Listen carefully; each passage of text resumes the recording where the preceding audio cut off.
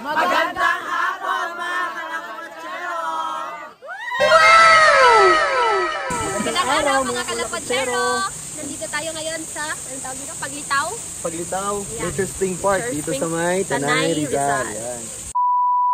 Ayun, good morning everyone! Daddy! Hello, good morning!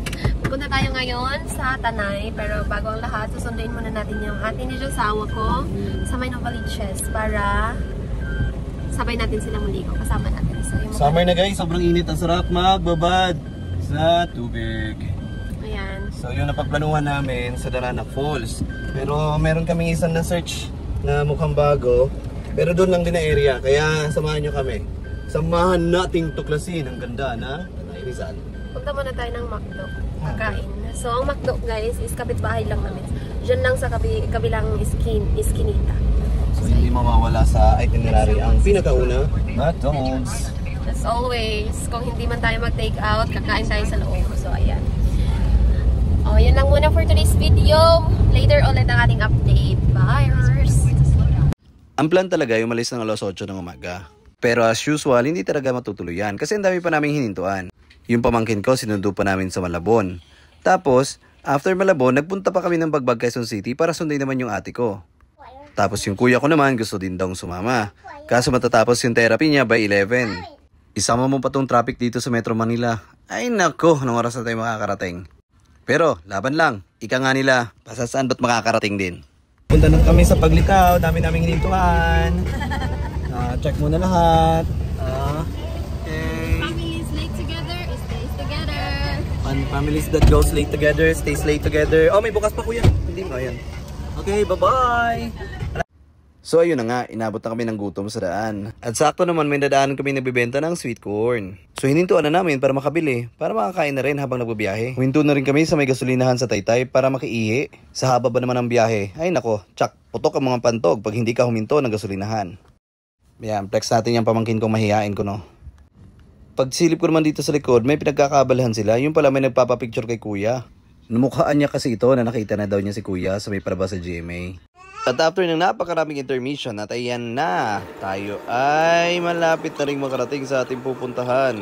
Nararamdaman ko na guys kasi nandito na tayo sa rough road. At the same time, mararanasan na natin at mai-experience na natin kung ano talaga ang feeling ng naka-off-road setup kasi nandito na tayo sa off-road area. Doon na-experience naman na namin kung anong feeling na nasa rough road. Pero first time kasi nito na umakyat sa rough road na puno kami. At syempre naman, hindi tayo binigo ng ating unit. Day 17 lang sa Kalam. And finally, nandito na tayo sa Paglitaw Spring Resort. Dito sa may Tanay Rizal. Ang entrance pala dito ay nasa 100 pesos plus 20 pesos para sa environmental fee. At habang inaasikaso nga nila yung entrance natin, ay meron nga tayong napansin dito sa may information. Ang daming nakadikit na sticker. At nung nakita natin, merong familiar na sticker na nakakabit dito. Merong isa palang ka-BMX na nakadikit na din, kaya naisipan natin na magdikit na rin ng ating sticker. Pahuhuli pa ba yung sticker ng Canales Family? Kaya yan, samahan nyo ako, dikit natin. Siyempre, bago natin dikit, kailangan natin magpaalam, baka hindi naman na sila pumayag, di ba? Meron na tayong nakitang space, didikit na natin.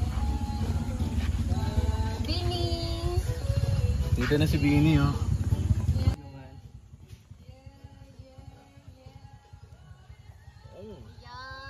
Matapos makapagdikit ng sticker, kaya yan, diretso na tayo pumasok kasi sabi nga nila by 5 PM magko-close na daw to. And time check, 3:30 kami dumating. Kaya tara na guys, bilisan na natin. From the parking lot pala, mayroong 3 minutes walk para makarating ka sa Batis. Pero kung gusto mo naman, nasa pool ka lang maligo, mayroong 2 pool dito sa may bungad lang para hindi ka na magpagod na maglakad.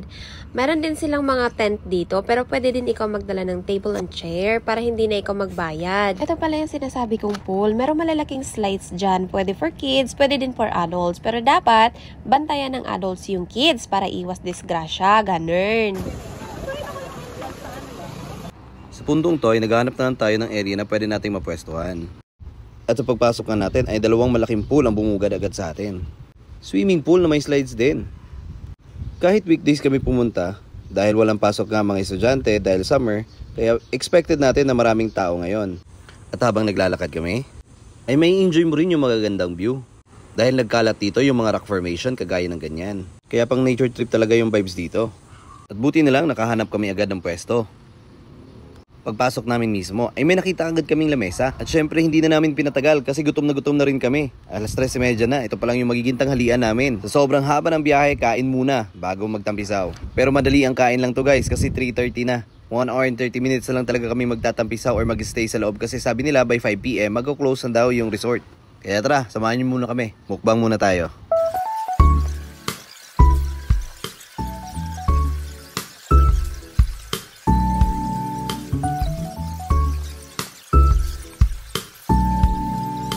At dahil hindi na nga kami nakapag-picture, kaya ayan, dito na namin gagawin habang nagbibideo. Pang thumbnail lang to. Kaya ready, smile!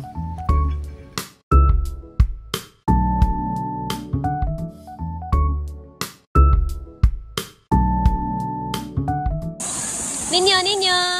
You say hi! Ito na nga pala ang sinasabi nilang batis. Pinili nga namin dito para ma-feel talagang nature vibe ba? Nature vibe? Hindi. At para fresh din talaga ang tubig na galing ng sapa. Man-made din pala itong mga batis nila. Pero syempre, yung tubig malamang galing sa nature. Alam nga naman din man-made din. Charing.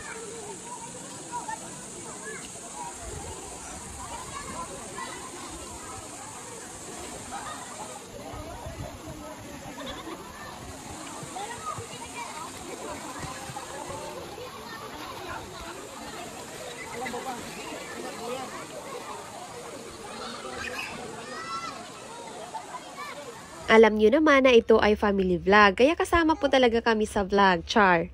Si Ninyo pala ay may nakasuot na floater pag naliligo kami since ayaw naman niya na hinahawakan siya kahit nasa gilid lang naman siya.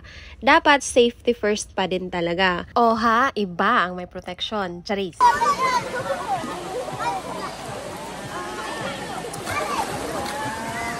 Simula nga nung nagkaanak na kami ni Daddy, nakalimutan na namin paano lumangoy sa malalim. Syempre, di namin pwedeng iwan ang kids. Kahit sabihin natin kiddie pool yan, hindi pa rin talaga pwedeng mawala sila sa mata. Safety first nga daw kasi, kaya kahit ang sarap magloblob sa malalim, nakikipag-agawan kami ng spot sa mga kiddos.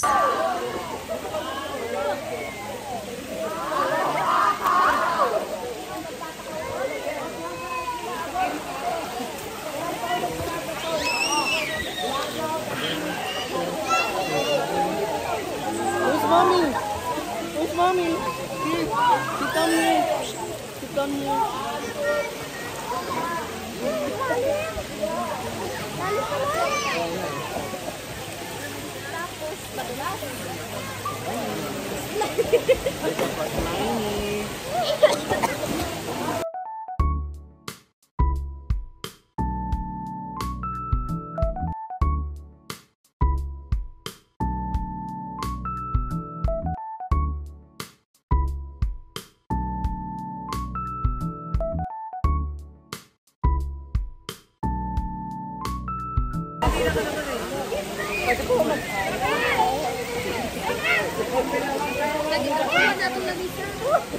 Pwede ko ba mag-hi?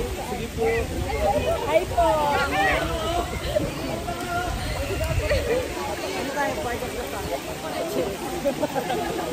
Hi, people of Paglitaw.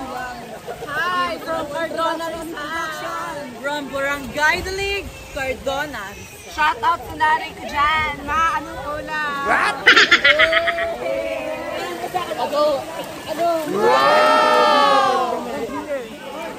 Magandang hapon mga kalakotsero! Para Paglitaw! Denmark Frias. Vlog yan ko. Sa kabila, kahit na yun. Shout out sa Team Pakaw!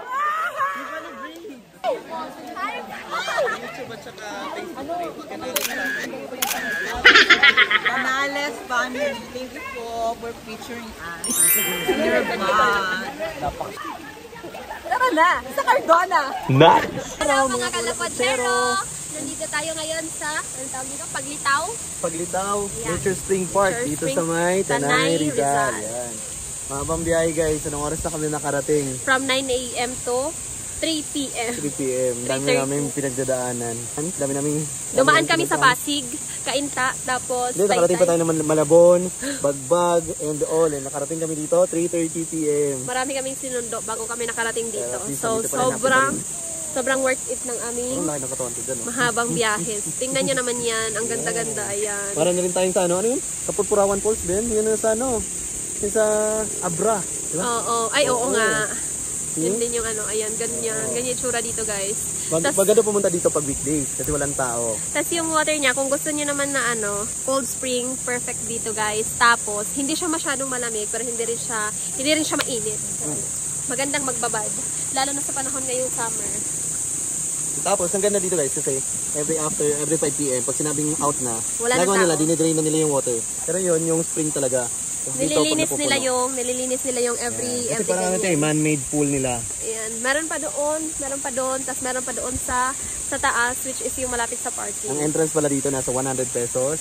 20 pesos environmental fee. Tapos binabayaran na lang sa loob yung mga cottages natin. So since late naman na tayo nakarating, kaya naka-free na lang tayo ng table. Free tayo ng table. So, ayan. Ayan yung pinakaunang, yung pinakaunang spring. So, dyan kami nagsiswimming.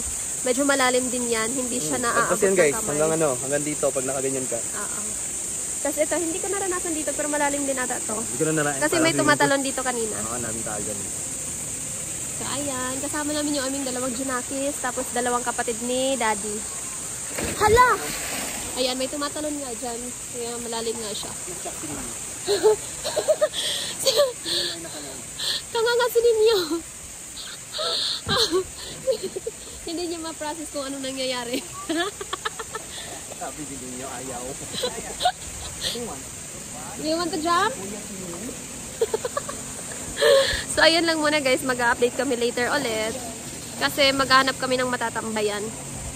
Ayan lang muna. See ya! Ito talaga yung nagpa-boost ng confidence namin para bumalik ulit dito. Kasi every time na matapos maligo ang everyone, nililinis po nila yung every batis. O diba? Hindi na siya slimy ulit or nawawala yung mga lumot-lumot at mga dumi-duming dahon. Bye!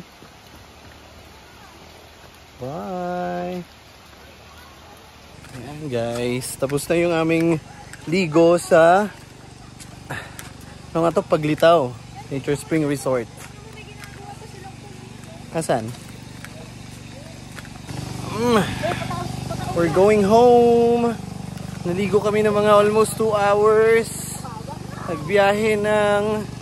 Actually, yung start talaga ng biyahe namin since 11. Sobrang init. Kinaya naman ang ating sasakyan. Namin. Hi baby. Hello.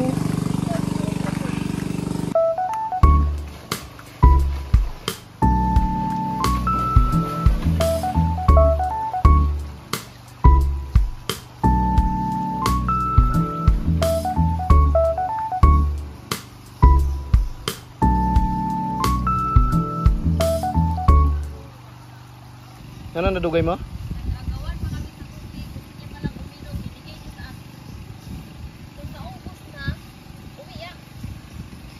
Tama na nga gotro. Binigyan ko siya nito. Para sa maya na siya ulit. Yan ang Paglitaw Falls. Dapat kami nag-slide tayo dun, oh. Oo, kanina. Nag-slide daw sila pala. But it's okay. Nature is more than enough.